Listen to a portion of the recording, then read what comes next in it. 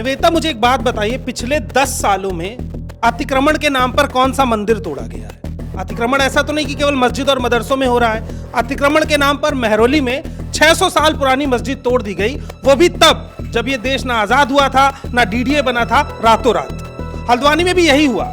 मामला सुनवाई में था, लेकिन फिर से एक मदरसा तोड़ा गया, वो भी सुनवाई से पहले, रातों रात। इसके अलावा आप कई उदाहरण अगर देखेंगे तो अतिक्रमण के नाम पर जिन बस्तियों को टारगेट किया जा रहा है, जिन जगहों को तोड़ा जा रहा है, वो सिंबॉलिकली किसी एक समुदाय से जुड़ी हुई हैं और इस वजह से सिर्फ और सिर्फ एक समुदाय के भीतर आप नफरत भर रहे हैं। सुमित हृदयेश हल्द्वानी के विधायक हैं, उनका ये कहना है, उन्होंने आरोप लगाया है कि प्रशासन को जल्दबाजी क्या थी जब मामला कोर्ट के अधीन है। जब कोर्ट ने कहा है कि भाई 14 फरवरी को इस पर सुनवाई हो, तो आप सुनवाई तक तो रुक सकते थे ना।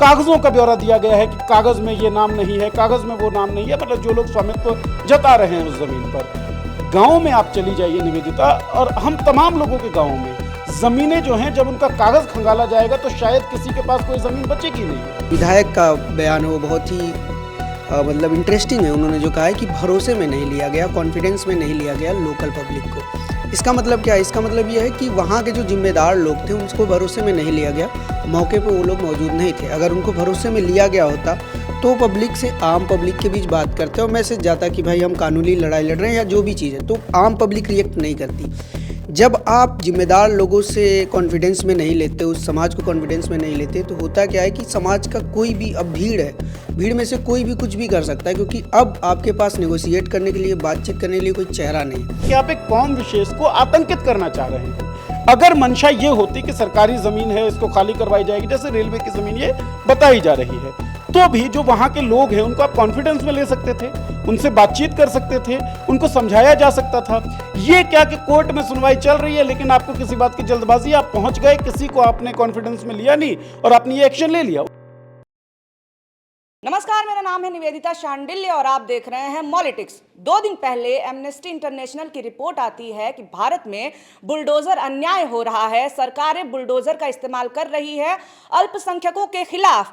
अभी ये रिपोर्ट आती ही है कि कल उत्तराखंड में हिंसा भड़क जाती है और वहां पे भी बुलडोजर एक कारण बनता है, और यही कारण है कि आज हम चर्चा बुलडोजर और कैसे भारतीय न्याय तंत्र, लोकतंत्र में बुलडोजर एक हथियार बनता है, इस पे हम चर्चा करेंगे। तो ज्यादा लंबा ना खींचते हुए सबसे पहले हम नीरज जी के ही पास आएंगे। ये बताइए नीरज जी कि कभी ये देखा नहीं गया था कि बुलडोजर कानूनी प्रक्रिया में शामिल हो गया हो, न्याय तंत्र में शामिल हो गया हो, अचानक से बुलडोजर का इतना बड़ा रोल सरकारें कैसे बना सकती हैं? जब सरकारों का मकसद साफ हो और जब उनका क्लियर मैसेज ये हो कि आपको एक तबके विशेष को थ्रेटन करना है, तबके विशेष को आतंकित करके रखना है, तो बुलडोज़र आपके लिए न्याय का प्रतीक बन जाता है। ये बहुत दुर्भाग्यपूर्ण है कि हमारे देश का एक चुना हुआ चीफ मिनिस्टर, हमारे देश में एक राज्य का चुना हुआ चीफ मिनिस्टर बुलडोज़र बाबा के नाम से जाना जाता है।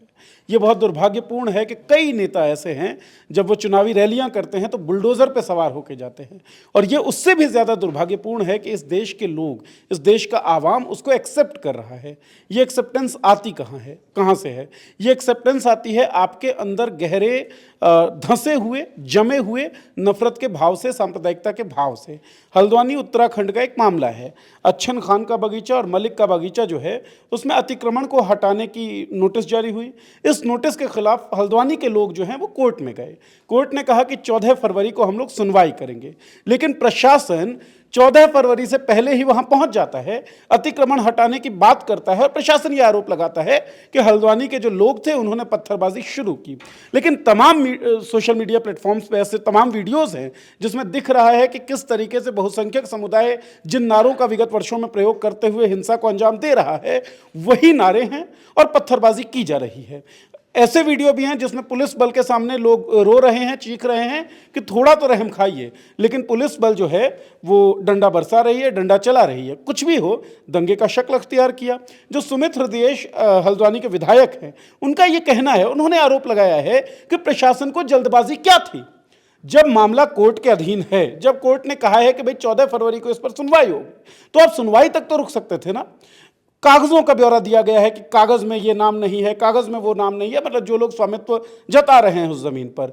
गांव में आप चली जाइए निवेदिता, और हम तमाम लोगों के गांवों में जमीनें जो हैं, जब उनका कागज खंगाला जाएगा तो शायद किसी के पास कोई जमीन बचेगी नहीं है, क्योंकि पुराने ज़माने में किस तरीके से ज़मीनों का आदान प्रदान हो जाता था, किस तरीके से कोई लीज पे दे देता था, पट्टे पे दे देता था, ये हम सब लोग जानते हैं। तो कागज़ के बल पर आप कोई कार्रवाई करना चाहते हैं और उसके लिए जो विधिक कार्रवाई है उसका वेट भी नहीं कर रहे हैं, उसका इंतजार भी नहीं कर रहे हैं। कोर्ट कह रहा है हम सुनवाई करेंगे, आप सुनवाई से पहले वहां पहुंच जाते लेकिन हैं। नीरज जी ये बताइए, कोर्ट अगर कह रहा है तो फिर कोर्ट का रोल इसके बाद भी तो होना चाहिए। कोर्ट कर क्या रही है कि आपके आज्ञा दिए बिना ही सारी चीजें प्रशासन जल्दीबाजी में कर रहा है? तो फिर देखिए, ये प्रशासन का निर्णय है, कोर्ट इसमें हस्तक्षेप तो नहीं कर सकता है। कोर्ट के पास एक मुकदमा गया, याचिका गई, कोर्ट ने कहा कि हम 14 तारीख को लिस्ट करेंगे। तो यहां पर कोर्ट का मामला ज्यादा नहीं बनता निवेदिता, मामला यह बनता है कि प्रशासन में बैठे लोग और सरकार में शामिल लोग करना क्या चाहते हैं। आप एपिसोडिकली इस चीज को देखिए, यूसीसी आता है, यूसीसी के तमाम चीजों में जो एकमात्र नई चीज दिख रही है वो ये है कि मुसलमान जो है वो 4 शादी नहीं कर सकता है। इसके अलावा महिलाओं को जो राइट दिया गया अधिकार में, वो तो पहले से कानून में था ही, है ना। आप लिव इन पे एक वो कर रहे हैं, एज एन पहरा देना चाह रहे हैं आप लिव इन रिलेशनशिप को, कि उसको रजिस्टर करवाइए। तो इससे क्या कैरेक्टर दिखता है कि जो सरकार है वो मिसोजिनिस्ट है, और वो जो पारंपरिक रूप से जो चीज़ें चली आ रही हैं कि लिव इन खराब है समाज के लिए, विवाह नाम का संस्था जो है वो खराब हो जाएगा, तो वो दकियानुसी विचारधारा के साथ आगे बढ़ रही है। दूसरी बात, आम लोगों के मन में व्हाट्सएप यूनिवर्सिटी के थ्रू जो ठूंस दिया गया है कि मुसलमान देखो भाई 4 शादियां करता है, उस पर हम लोग लगाम लगा देंगे, और ये सब कुछ यूसीसी में दिखता है। उसके कुछ ही दिनों बाद, मतलब 1-2 दिन भी नहीं बीतते हैं और ये कार्रवाई प्रशासन की हो जाती है। तो इससे ऐसा दिखता है कि आप एक कौम विशेष को आतंकित करना चाह रहे हैं। अगर मंशा ये होती कि सरकारी जमीन है, इसको खाली करवाई जाएगी, जैसे रेलवे की जमीन ये बताई जा रही है, तो भी जो वहां के लोग हैं उनको आप कॉन्फिडेंस में ले सकते थे, उनसे बातचीत कर सकते थे, उनको समझाया जा सकता था। ये क्या कि कोर्ट में सुनवाई चल रही है लेकिन आपको किसी बात की जल्दबाजी, आप पहुंच गए, किसी को आपने कॉन्फिडेंस में लिया नहीं और आपने ये एक्शन ले लिया। 1947 में जब ये देश आज़ाद हुआ था तो 2 देशों का निर्माण हुआ, पाकिस्तान और हिंदुस्तान। हिंदुस्तान सेकुलर विचारधारा के साथ बना, पाकिस्तान जो है वो इस्लामिक कंट्री बना।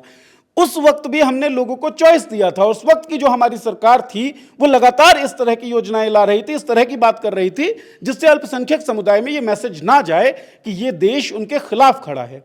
लेकिन जब सरकार इस तरह की कार्रवाई करती है तो ये मैसेज जाता है कि जिन लोगों के पास पाकिस्तान को चुनने का अधिकार था लेकिन वो लोग हिंदुस्तान में रहे, एक भरोसा करके, एक बिलीव करके, उस भरोसे को तोड़ने की कोशिश हो रही है। तो इन कोशिशों से सरकार को परहेज करना चाहिए। सरकार को समझना चाहिए कि देश फिलहाल संविधान से ही चल रहा है और यह देश कोई हिंदू राष्ट्र नहीं है, यह देश सब लोगों का देश है। सब लोगों को इस देश में अपना स्टेक समझना चाहिए, सब लोगों को ऐसा फील होना चाहिए कि यह देश उनका है और वो इस देश के हैं। लेकिन सरकार की तमाम कार्रवाइयां और सोशल मीडिया पे जिस तरीके से ट्रोल आर्मी की बातचीत है, वो उनको यह एहसास दिलाना चाहती है कि नहीं, आप इस देश के नहीं है, इस देश में आपके ऊपर एहसान कर रहा है बहुसंख्यक समुदाय, इसलिए आप यहां रह रहे हैं। और ये लाइन किसकी है?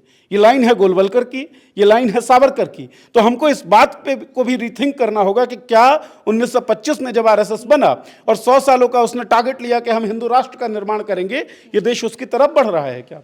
ये हम लोगों को सोचना होगा और खुद से सवाल पूछना होगा। राघव, मैं आपसे ये जानना चाहती हूँ कि देखिए, कानून की बात है, प्रशासन की बात है, तो कई बार देखा गया है और जो तर्क दिया भी जाता है प्रशासन की तरफ से कि इलीगल इंक्रोचमेंट था, अतिक्रमण था, हमने इसलिए हटाया, हमने पहले ही बता दिया था। तो अगर इलीगल इंक्रोचमेंट है और अतिक्रमण है तो उसको हटाने में दिक्कत क्या है?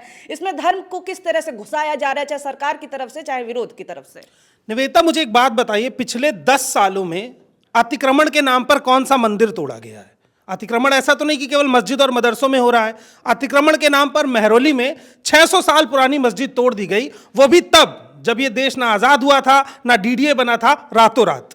हल्द्वानी में भी यही हुआ, मामला सुनवाई में था लेकिन फिर से एक मदरसा तोड़ा गया, वो भी सुनवाई से पहले, रातों रात। इसके अलावा आप कई उदाहरण अगर देखेंगे तो अतिक्रमण के नाम पर जिन बस्तियों को टारगेट किया जा रहा है, जिन जगहों को तोड़ा जा रहा है, वो सिंबॉलिकली किसी एक समुदाय से जुड़ी हुई हैं और इस वजह से सिर्फ और सिर्फ एक समुदाय के भीतर आप नफरत भर रहे हैं। नफरत कहीं ना कहीं फूटेगी। आप देख लीजिए, उत्तर प्रदेश के सदन में मुख्यमंत्री क्या कह रहे हैं कि हम 3 चीजें ही तो मांग रहे हैं, अयोध्या, मथुरा और काशी, एक हमने ले ली है, 2 और मांग लेंगे। जब सदन के भीतर एक मुख्यमंत्री ऐसी बात करेगा तो कहां से लोगों के मन में ये बात आएगी कि ये देश हमारे लिए सोच रहा है? आप प्लान तरीके से एक एक मस्जिद को टारगेट कर रहे हैं, मदरसों को टारगेट कर रहे हैं। एक मंदिर आप तोड़ के दिखाइए, अतिक्रमण के नाम पर। आपको पता चल जाएगा अभी कितने संगठन आके खड़े हो जाएंगे। लेकिन जब मस्जिद टूटती है तो उसका सेलिब्रेशन होना बहुत खतरनाक है। इस देश में अगर किसी भी रिलीजन को, उससे जुड़े सिंबॉलिकल चीजों को तोड़ा जा रहा है और दूसरा तबका उसे सेलिब्रेट कर रहा है,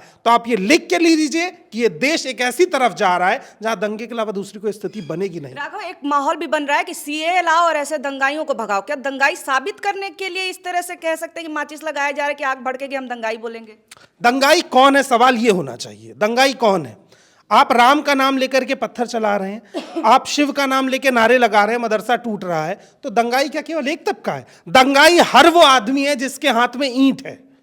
दंगाई हर वो व्यक्ति है। मैं यहां पे ये चीज भी साफ करूंगा कि ये बात ठीक नहीं है कि पुलिस थाने में आग लगा दी जाए सिर्फ इसलिए कि मदरसा तोड़ा गया है। आप पुलिस वालों पे पत्थर चलाएं, ये बात भी ठीक नहीं है। महिला पुलिसकर्मी का बयान सुनिए, वो 15 लोग कमरे के अंदर दहशत में थे, उन पर पत्थर चलाए गए, थाने में आग लगा दी गई, ये भी सही तरीका नहीं। लेकिन इसका कारण समझना होगा। आप एक प्लान तरीके से ऐसा माहौल तैयार कर रहे हैं। उत्तराखंड में चुनाव है, मत भूलिए, आने वाला है कुछ समय में।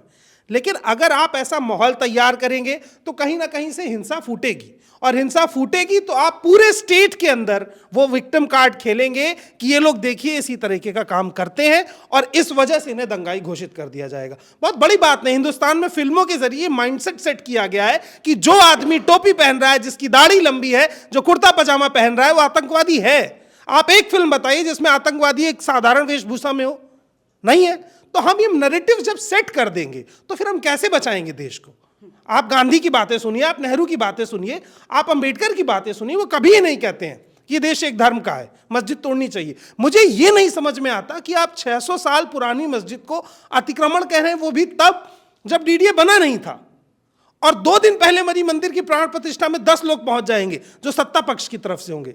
भंडारा हो रहा है जगह जगह पर, उन बस्तियों से यात्रा निकाली जाएगी जो मुस्लिम बस्तियां, ये टारगेट किया जाता है, वहां पे ऐसे गाने बजते हैं। तो आप कैसा देश बना रहे हैं? अनमोल, मैं आपसे जानना चाहूंगी कि अब क्योंकि आपने उत्तराखंड में भी ग्राउंड रिपोर्ट्स काफ़ी की हैं और आप देखते रहे हैं कि केवल देश का जो मसला है तो पूरे देश में अभी बुलडोजर अन्याय चल रहा है, लेकिन उत्तराखंड अभी क्यों इतना ज़्यादा सुलग रहा है? चाहे यूसीसी की बात हो, और यूसीसी के बाद अब सीए की भी बात हो रही है कि वहीं से हम लोग लाएंगे, इसके बाद से अब जा करके हिंसा भड़की हुई। उत्तराखंड में ऐसा हो क्या रहा है? क्यों वहाँ पर इतने ज़्यादा जो अल्पसंख्यक हैं वो टारगेट पे आ गए? इतनी हिंसा क्यों हो रही है?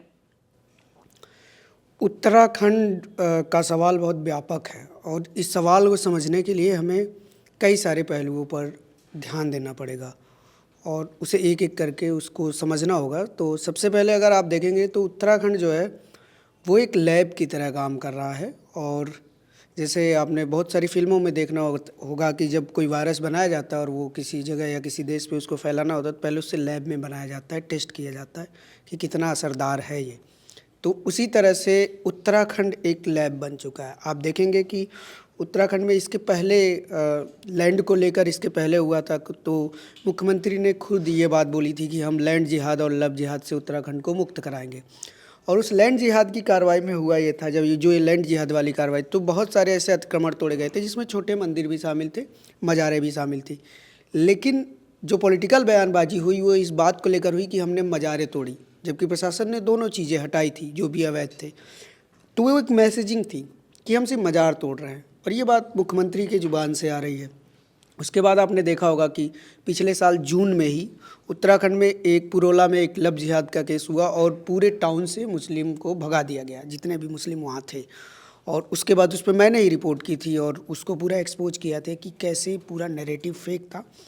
और उसके पहले आप जाएंगे तो आप देखेंगे कि वहाँ पे धर्म संसद होती है जिसमें देश भर के वो तमाम लोग जो इस तरह की बयानबाजी करते हैं, जो एक समुदाय विशेष को मारने काटने की बात करते हैं, वो सारे लोग वहाँ जुटते हैं और वो एक बड़ा वहाँ पे एक धर्म संसद होता है। और अब आप देखिए, अब तक आपने तीनों चीज़ें देख ली, जिहाद को लेकर लब जिहाद, लैंड जिहाद, हेट स्पीच वहाँ पे हो रही है। यूसीसी लाया गया, यूसीसी में भी इसी बात को हाईलाइट किया जा रहा है कि मुस्लिम अब 4 शादी नहीं कर पाएंगे। अब चौथा जो आखिरी बचा था वो था बुलडोजर। तो आप देखेंगे तो उत्तराखंड में मुस्लिम समुदाय को लगातार इसी तरह से टारगेट किया गया और मैसेजिंग दी गई है। हालांकि ये सही नहीं है, बिल्कुल भी ये सही नहीं है कि अगर कोई बुलडोजर लेकर आता है और प्रशासन कार्रवाई करता है तो आप उस पर पत्थर मारें। ये कहीं से भी जस्टिफाई नहीं किया जा सकता। और जैसा कि अभी राघव कह रहे थे कि कहाँ ऐसा मंदिर टूटा, मंदिर टूटे हैं अयोध्या में, लोगों के घर टूटे, मंदिर टूटे, मस्जिदें भी टूटे, काशी में भी टूटी, लेकिन वहाँ वायलेंस नहीं हुआ। तो जो लोग वायलेंस में शामिल हो रहे हैं उनको भी समझना पड़ेगा कि उसकी एक लड़ाई होती है, उसकी एक प्रक्रिया होती है। और जैसा कि जो विधायक का बयान है वो बहुत ही मतलब इंटरेस्टिंग है। उन्होंने जो कहा है कि भरोसे में नहीं लिया गया, कॉन्फिडेंस में नहीं लिया गया लोकल पब्लिक को।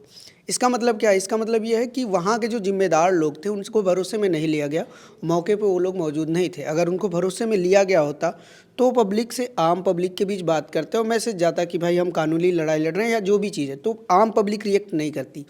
जब आप जिम्मेदार लोगों से कॉन्फिडेंस में नहीं लेते, उस समाज को कॉन्फिडेंस में नहीं लेते, तो होता क्या है कि समाज का कोई भी, अब भीड़ है, भीड़ में से कोई भी कुछ भी कर सकता है, क्योंकि अब आपके पास नेगोशिएट करने के लिए, बातचीत करने के लिए कोई चेहरा नहीं है। और वहाँ जो आदमी, उस आदमी के पास भी कोई नहीं है जिस पे वो भरोसा कर सके, भीड़ का जो आदमी है। तो इससे ये होता है कि एक तरह की अनार्की आती है और फिर भीड़ का जो शक्ल होता है वो हमारे सामने आया। अब आप जैसे जो लाठी चार्ज वाली बात हो रही है कि मुस्लिम महिलाओं पे लाठी चार्ज किया गया, अब आप वहाँ लाठी चार्ज कर रहे हैं तो बहुत सारे लोग ऐसे हैं जो इस बात को मानते हैं कि अगर पुलिस लाठी चार्ज कर रही है तो आप पीछे हट जाइए, ठीक है। जैसा किसानों के साथ हुआ, किसानों के साथ लाठी चार्ज हुआ तो किसानों ने पुलिस को नहीं मारा, है ना। किसानों ने बचने के तमाम सारे उपाय किए, लेकिन किसानों ने, ऐसा नहीं हुआ कि किसान पुलिस को लगे मारने, है ना। वो पानी का कैनन चल रहा है तो वहाँ लेट गए, पानी का कैनन बंद कर दिया। तो ये जो आंदोलन और प्रोटेस्ट करने का तरीका है, ये भी तरीका इसलिए नहीं सही हुआ। किसानों का एक प्रोटेस्ट था जिसके लीडर थे, जिसके नेता थे, जो तय करने थे क्या थे। यहाँ थी अनार्की, यहाँ कोई लीडर नहीं है, कोई फेस नहीं है जो डायरेक्शन दे रहा है कि हमको क्या करना है, इस लड़ाई को कैसे लड़ना है। तो जब भीड़ होगी तो भीड़ का कोई भी चेहरा नहीं है और उस भीड़ में कोई भी हो सकता है। तो वो जो अनार्की होगी उसके पीछे उसके आगे का जो परिणाम होगा वो इस तरह का होगा। और जो डीएम कह रही हैं ये कि प्लांट था, स्टोन पहले से रखे गए थे, तो आपकी जो लोकल इंटेलिजेंस थी वो क्या कर रही थी? आपको आज पता चला कि पत्थर रखे हुए हैं, और अगर आपको ये पता था कि पत्थर रखे हुए तो फिर आपने ऐसा क्यों किया? फिर तो आपको बहुत ही सोच समझ के वहाँ के लोगों से बात करना चाहिए था, उन घरों को चिन्हित कर लेना चाहिए था जहाँ पत्थर रखे, पहले वहाँ सिक्योरिटी लगानी चाहिए थी, ज़्यादा फोर्स लगाना चाहिए था अगर आपको कार्रवाई करनी ही थी। अब आप बाद में उसको एक नैरेटिव दे तो ये ठीक नहीं है। बाकी डिटेल्स आना अभी बाकी है, और वायलेंस को लेके क्या हो रहा है, कैसे हो रहा है, ये सब जांच के बाद ही पता चलेगा। पर हाँ, ये बात श्योर है कि उत्तराखंड एक लैब है और उस लैब में जो है, उस लैब में जो कुछ भी पक रहा है उसके टारगेट पे एक समुदाय है। आप दोनों की बातें सुनते हुए एक मुझे क्यूरियोसिटी हो रही है, जैसे कि राघव ने भी कहा और अनमोल ने भी कहा, और मैं सहमत भी हूँ कि इस तरह से आप एनार्की नहीं फैला सकते हैं विरोध के नाम पर। लेकिन जब बुलडोजर पहुंच रहा है और आपके घर, मकान, दुकान, मस्जिद, मंदिर जो भी हैं वो खतरे में आ रहे हैं, तो ऐसे में जनता जो है विरोध फिर कैसे करे ऑन द स्पॉट? ये मैं आपसे जानना चाहती हूँ। एग्जिस्टेंस का जब मामला आ जाता है ना, सवाल जब एग्जिस्टेंस का होता है तो सही और गलत बहुत ज़्यादा आप सोच नहीं पाते। मान के चलिए एक प्लेग्राउंड है और कुछ लोग खेल रहे हैं। जो लोग बाहर से देख रहे हैं उनको 100 चीज़ें पता पड़ती हैं कि गेंद ऐसी थी, ऐसा शॉट खेलना चाहिए था, नहीं फील्ड का जो सजावट थी वो गलत थी। लेकिन जो लोग ग्राउंड में होते हैं ना, उनको उसी वक्त निर्णय लेना होता है। आप इस पूरे प्रोसेस को साइक्लिक तौर पर समझिए निवेदिता। भारत की कैबिनेट में, भारत सरकार के कैबिनेट में एक भी मुसलमान नहीं है। चुनाव होते हैं राज्यों के, उसमें आप मुसलमान कैंडिडेट्स नहीं देखते। भारतीय जनता पार्टी ने तो क्लियर ही कर रखा है लगभग कि किसी भी स्टेट के चुनाव में उनका मुसलमान कैंडिडेट आपको नहीं दिखेगा। इसका मतलब क्या है? आप रिप्रेजेंटेशन छीन रहे हैं, आप प्रतिनिधित्व छीन रहे हैं। अब जब इलेक्टोरली आप जीतेंगे तभी अपने आप को वॉइस कर पाएंगे। इसी कारण ऑपोजिशन भी लगातार मुस्लिम कैंडिडेट्स की संख्या को कम कर रहा है। इसका मतलब क्या है कि एक कौम का जो रिप्रेजेंटेशन है, जो प्रतिनिधित्व है, आप उस पर हमला बोल रहे हैं। इसके बाद आपकी कार्रवाइयां चाहे कुछ भी हो, आपकी मैसेजिंग क्या है? चाहे सीए एनआरसी की जब बात हुई थी, चाहे बुलडोजर की जब बात होती है, लव जिहाद, लैंड जिहाद, इन तमाम चीज़ों से आप मैसेजिंग क्या करते हैं कि मुसलमानों को हम सबक सिखा देंगे, मुसलमान बहुत गलत करते हैं, इनको हम ठीक कर देंगे। आप मांसाहार की बात होती है, पूरा देश मांसाहार ही करता है लगभग, है ना। आप संख्या देखेंगे तो 81% लोग जो देश के हैं वो मांसाहारी हैं, लेकिन मांस को आपने मुसलमानों से जोड़ दिया मैसेजिंग के थ्रू। तो हो क्या रहा है? आपने पहले उनका रिप्रेजेंटेशन घटा दिया। यू एंश्योर्ड कि उनकी वॉइस सदन में गूंजे ना, यू एंश्योर्ड कि उनके बीच से कोई नेता बने ना, यू एंश्योर्ड कि उनको कोई जगह मिले नहीं। उसके बाद आप उनके खिलाफ माहौल बनाने में लग जाते हैं मैसेजिंग के थ्रू, सोशल मीडिया प्लेटफॉर्म्स के थ्रू, अपनी ट्रोल आर्मी के थ्रू, और उसके बाद आप एक कार्रवाई करते हैं आतंकित करने के लिए, डराने के लिए एक पूरे समाज को। तो उनके पास चारा क्या रह जाता है? निश्चित तौर पे कानूनी तौर पे ये गलत है, लेकिन आप सोच के तो देखिए ना, प्लेग्राउंड में खेलने वाले लोग जो त्वरित निर्णय लेते हैं, उनके पास ऑप्शन और है क्या? उनके जो लोग हैं। नीरज जी, मैं आपकी इस बात से बिल्कुल सहमत नहीं हूँ। हम गांधी के देश से हैं और हम हमेशा गांधी की बात करते हैं और हम सबको पता है कि गांधी के हथियार क्या थे, सत्य और अहिंसा। और गांधी के देश में इस तरह की बातें नहीं हो सकती। गांधी से ज़्यादा किसने आंदोलन किया है? गांधी से ज़्यादा प्रदर्शन किसने किया है? उन्होंने जो हथियार दिया उसको आप कब इस्तेमाल करेंगे? आप कैसे कह सकते हैं कि ऑप्शन क्या है? ऑप्शन हमेशा होता है और गांधी के पास भी था। ऐसा नहीं है कि आप ऐसे वायलेंस को हम जस्टिफाई करते फिरेंगे। वायलेंस को कोई जस्टिफाई नहीं कर रहा है। मैंने बिल्कुल बोला है कि कानूनी तौर पे ये गलत है, आपके पास और रास्ते हैं, लेकिन जब प्लेग्राउंड में कोई व्यक्ति होता है ना, तो उसके निर्णयों को आपको एक संवेदनात्मक दृष्टि से देखना पड़ेगा। गांधी जब आंदोलन कर रहे थे, लीडर की है कि उसका कोई लीडर नहीं था, तो भीड़ थी, और जब भीड़ होगी, लीडर नहीं होगा, चेहरा नहीं होगा, तो इस तरह की चीजें हो सकती हैं, इसके चांसेस हैं। यही बात तो सुमित हृदयेश जो विधायक हैं उन्होंने कहा ना कि आपने लोगों से बातचीत की ही नहीं। आपने इसमें और जोड़ना चाहूंगा, ये बात जरूरी नहीं है कि जो हिंसा हुई है वो उन्हीं लोगों ने की है जो इस बात से नाराज थे, क्योंकि हिंसा अगर प्लान तरीके से होती है तो किसी भी तरह से पीछे के दरवाजे से 15 लोग आ सकते हैं। उनके कपड़े जस्टिफाई भले करें कि वो क्या है, लेकिन वो अंदर से कुछ और भी हो सकते हैं। वो हिंसा को शुरू करते हैं और हिंसा का जब रिवर्स आता है तो सामने वाला खुद को बचाने के लिए, फैमिली को प्रोटेक्ट करने के लिए, अपने घरों को प्रोटेक्ट करने के लिए, ना चाहते हुए भी वो करने के लिए तैयार हो जाता है, जो उसको फ्रेम कर देता है कि देखो ये दंगाई है।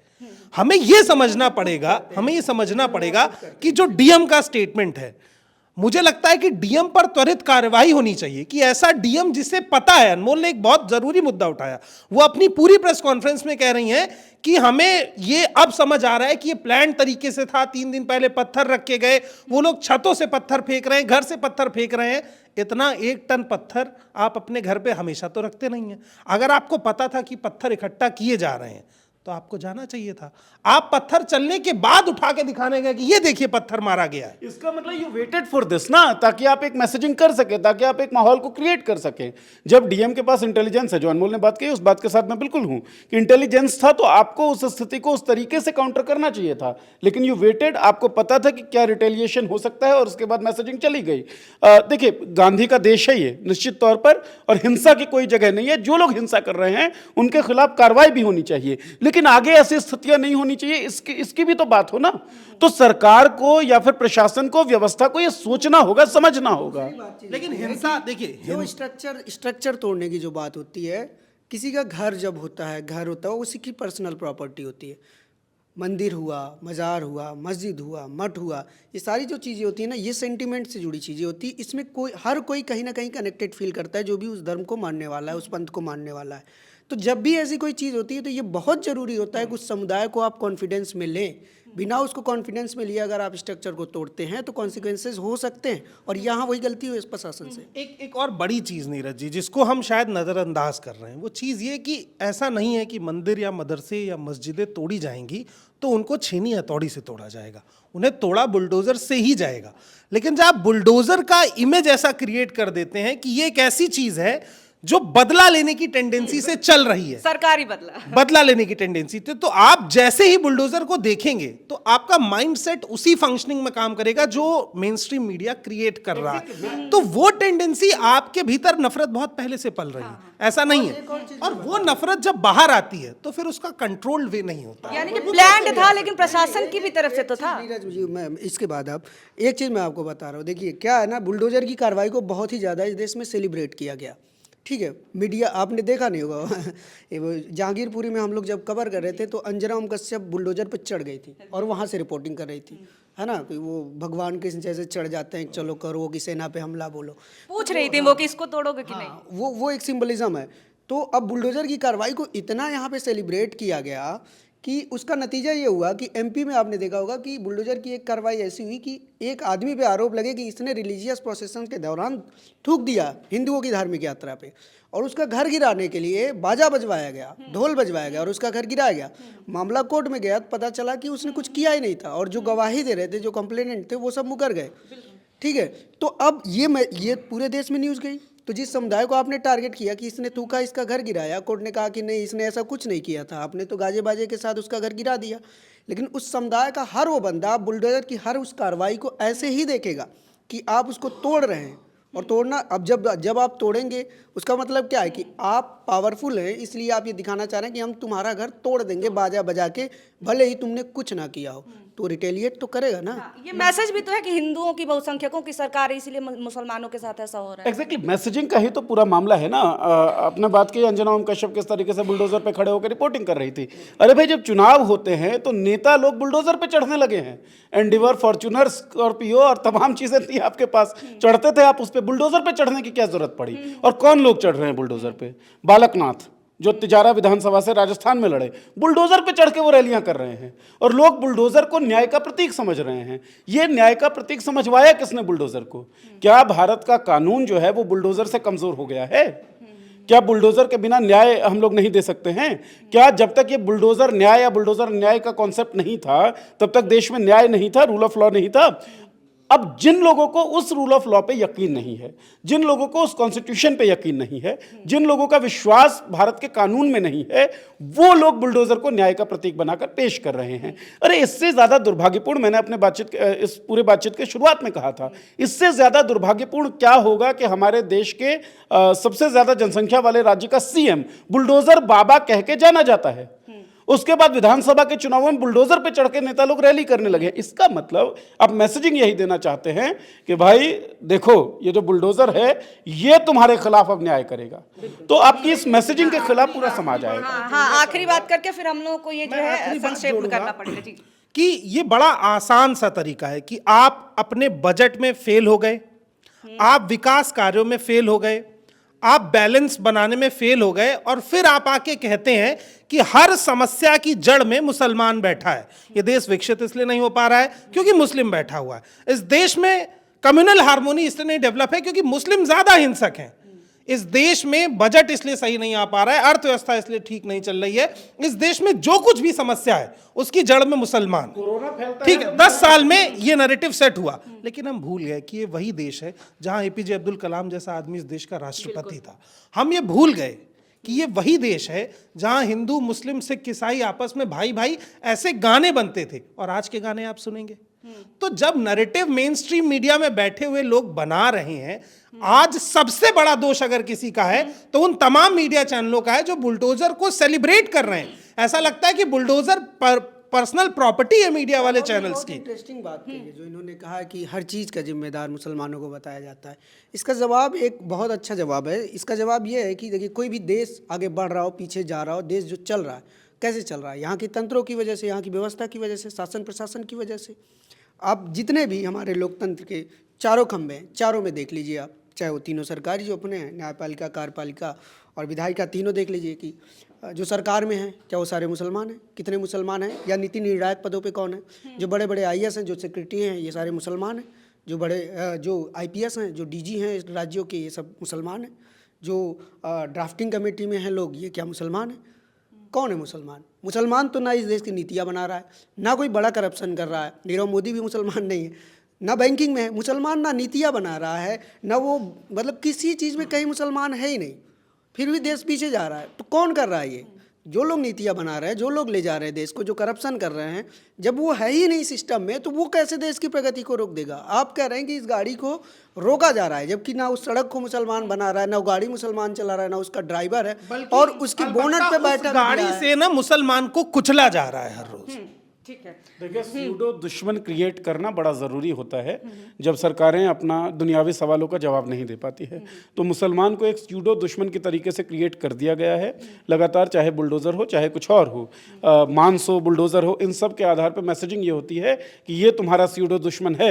और उस मैसेजिंग को मजबूत किया जाता है लगातार, अतिक्रमण के नाम पर जो कार्रवाइयाँ होती है उसके ज़रिए, कुछ भी। और इस सूडो दुश्मन से लड़वाते रहिए आप लोगों को, ताकि लोगों के जो मूलभूत सवाल हैं जिनका जिक्र राघव भी कर रहे थे, उन सवालों के जवाब आपको ना देना पड़े। ये सरकार की पूरी तरीके से नीति है। बस एक आखिरी बात मैं कहना चाहूंगा कि इस पूरी बहस का मतलब ये बिल्कुल नहीं है कि हम किसी तरीके की हिंसा का समर्थन कर रहे हैं। इस पूरी बहस का कहना का जो तात्पर्य है वो बस इतना है कि हिंसा को होने से पहले अगर रोक लिया जाएगा तो हिंसा नहीं होगी, हिंसा को होने के दौरान अगर रोकने की कोशिश की जाएगी तो हिंसा को रोकना अनमोल, आप एक लाइन में बताइए। हाँ मतलब नहीं, हिंसा वाली बात बिल्कुल ये सही कह रहे हैं। किसी भी चाहे वो भीड़ से कोई पत्थर मारे या संगठित होकर मारे या कहीं से मारे, इसको जस्टिफाई ना किया जा सकता है, ना कभी किया जाना चाहिए। हर इस देश में गांधी ने यही तो दिया सबसे सुंदर चीज़, अहिंसा। ठीक है, इसको आप हथियार बनाइए। अगर आपको लड़ना ही है तो इस तरीके से लड़िए। लेकिन बुलडोज़र को लेके मैं कहूँगा, आप दिल्ली में ही केवल, मैं आपको 10 एरिया बता रहा हूँ। आप तुगलकाबाद चले जाइए, आप गांधी विहार साइड चले जाइए, राजघाट चले जाइए, आप इधर जहांगीरपुरी साइड चले जाइए, कश्मीरी गेट चले जाइए। ऐसे बहुत सारी जगहें हैं जहाँ पे पूरी की पूरी स्लम को बुलडोज़र चला के उजाड़ दिया गया, और अभी भी लोग रोड साइड रह रहे हैं, पेड़ के नीचे पॉलीथीन डाल के रह रहे हैं। लेकिन ये लोग हैं कौन? ये लोग वो लोग हैं जो उस एरिए के पॉश इलाके में जाके झाड़ू पोछा करते हैं, बर्तन करते हैं, उन कॉलोनियों को साफ करते हैं। अमीर लोग हैं जिनका गुजारा हो जा रहा है, लेकिन उन अमीरों का काम जिससे चल रहा है, जिससे सर चल रहा है, उन लोगों के घरों पे भी बुलडोजर चला, पर उसको लेके कभी कोई बात नहीं होती है। ठीक है, तो अभी जो सारी बातचीत और चर्चा चल रही है और जिस तरह से बुलडोजर तंत्र भारतीय लोकतंत्र का सबसे बड़ा हिस्सा इस समय बन गया है, उस पर हम यही कह सकते हैं कि जिसको अब भी हो सियासत पे यकीन, उसको ये मुल्क दिखाया जाए। जिस तरह से हिंसा भड़क रही है, चुनाव आने से पहले ही सांप्रदायिक मसलों पे ही चर्चा हो रही है। हम मंदिर पे बात कर रहे हैं, हम बुलडोज़र भिजवा रहे हैं अल्पसंख्यकों के वहाँ, और इतना ही नहीं, ये शर्म की बात है कि मंदिर की स्थापना के दिन मीरा रोड पे बुलडोज़र भेज करके और मुसलमानों के घर गिराए जाते हैं। ये शर्म की बात है कि मध्य प्रदेश में एक परिवार का घर गिरा दिया जाता है बैंड बाजे के साथ, और उससे भी ज़्यादा शर्म की बात ये है कि हमारे गोदी मीडिया के एंकर दिल्ली में बैठे हुए जश्न मनाते हैं। ये शर्मनाक है कि उत्तर प्रदेश चुनाव होता है, रिजल्ट्स आते हैं, लोकतांत्रिक चुनाव का रिजल्ट आने पर भारतीय जनता पार्टी के मेंबर्स, कार्यकर्ता बुलडोजर के साथ जश्न मनाते हैं। जिस तरह से हथियार बनाया गया है बुलडोजर को, उससे अंतर्राष्ट्रीय स्तर पे थू थू हो रही है, और ये बेहद शर्म की बात है। हमें अपने देश पर गर्व है, लेकिन ये जो अभी चल रहा है इस पर हमें शर्म करने की जरूरत है। खैर, तो अगर आपको ये चर्चा अच्छी लगी हो तो चर्चा को लाइक कर दीजिए, वीडियो को। बाकी आप चाहते हैं कोई मुद्दा जिस पे हम चर्चा करें, सुनना चाहते हो, तो आप वो भी सजेस्ट कर सकते हैं। बाकी ऐसी खबरें जो कि बाकी जगहों से नहीं मिलती हैं, अन्य जगहों से नहीं आ पाती हैं, वो देखनी हो तो उसके लिए हमारे चैनल मॉलिटिक्स को सब्सक्राइब ज़रूर करें। बहुत शुक्रिया, बहुत धन्यवाद।